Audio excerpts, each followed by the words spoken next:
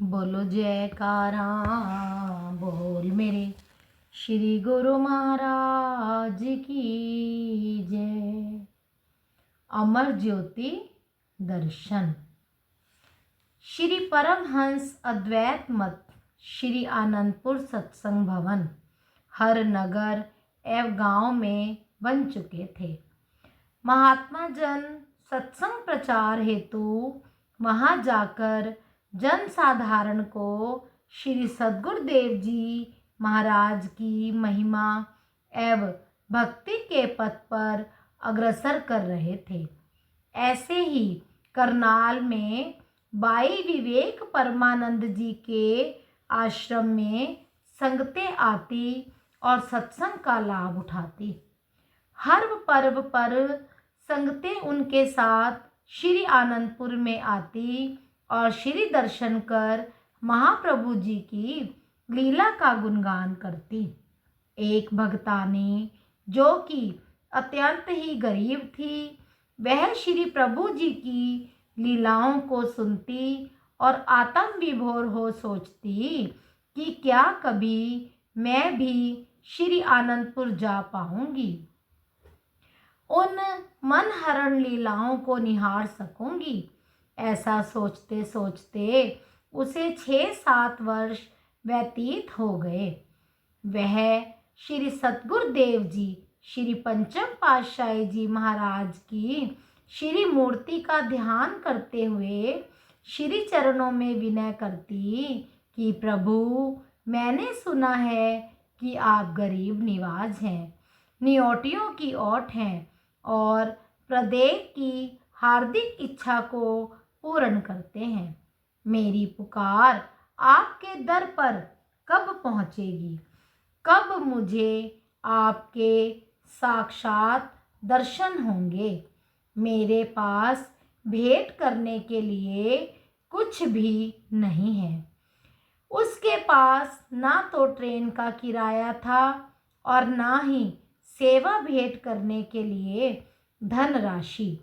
उसका बेटा उसे केवल 2 आने 1 मास में खर्च करने के लिए देता था।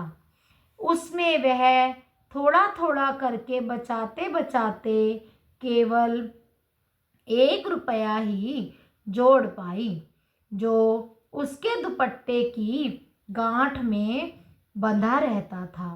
वह आश्रम में जाती तो श्रद्धापूर्वक पीछे बाहर बैठकर सत्संग श्रवण कर लेती।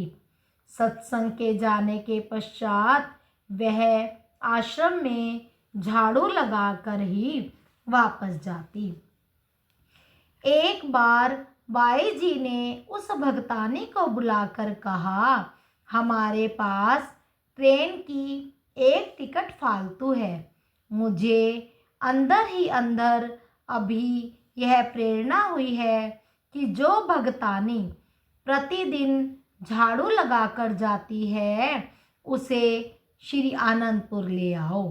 भगतानी के दिल की साध पूरी हुई। वह श्री आनंदपुर में पहुंच गई। सत्संग के पश्चात जब संगत लाइन में मत्था टेकने के लिए खड़ी हुई तो वह बार बार पीछे की ओर चली जाती और प्रेम आश्रु बहाते हुए यही मन में कहती कि मैं कैसे आगे जाऊं। आगे मत्था टेकने वाले तो कितनी ही सेवा भेंट कर रहे हैं।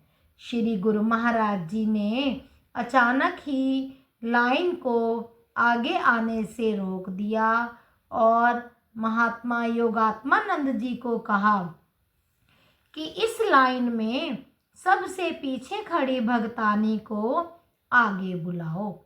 महात्मा जी ने सेवा समिति वाले एक भक्त जी को संकेत से उस भगतानी को आगे भेजने के लिए कहा। वह भगतानी आगे आई तो उसके प्रेम का प्रवाह आंसुओं में बह निकला। उसने श्री छवि को निहारा तो उसका रोम रोम पुलकायमान हो गया। भावातिरेक हो उसने मन ही मन कहा कि मुझ गरीब की पुकार श्री चरणों तक कैसे पहुंच गई। श्री प्रभु जी ने फरमाया, भगताने, दुपट्टे की गांठ तो खोल। हमारे लिए जो सेवा इकट्ठी की है वह तो अर्पण कर। संकोचवश वह दुपट्टे की गांठ को हाथ लगाए और वहीं पर हाथ को रोक दे। सब यह देखकर हैरान हो रहे थे कि इसके पास ना जाने कितनी सेवा है। कांपते हाथों से उसने गांठ खोली तो उसमें 1 रुपए का नोट था। महाप्रभु जी ने उसे अपने कर कमलों में लिया और फरमाया, यह 1 रुपए का नोट नहीं, हार्दिक प्रेम एवं श्रद्धा की अमूल्य भेंट है। संकोच मत कर। कई जन्मों की तपस्या के पश्चात भी ऐसा सुअवसर नहीं मिलता। तुम्हारी भक्ति, श्रद्धा और प्रेम की सेवा भेंट से हम अति प्रसन्न हैं। सत्य तो यह है कि महापुरुष सदैव हार्दिक भावनाओं का ही मूल्य आंकते हैं। श्री प्रभु जी की अपार कृपा को पाकर वह धन्य हो गई। बोलो जयकारा बोल मेरे श्री गुरु महाराज की जय।